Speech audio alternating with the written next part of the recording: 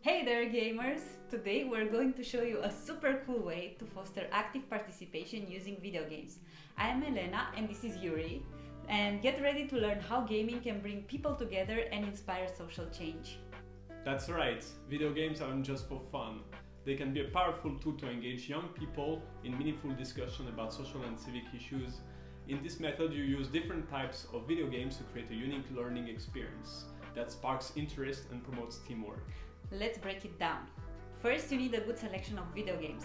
The ones we've got here range from strategy games to cooperative puzzles, even to interactive narrative-driven adventures.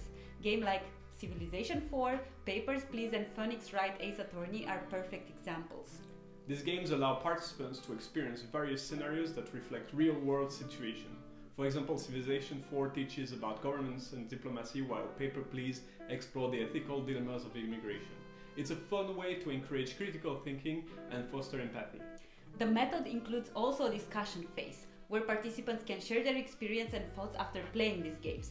This is where the magic actually starts, because the discussion helps deepen the understanding of complex issues and encourage active involvement in the civic and social life.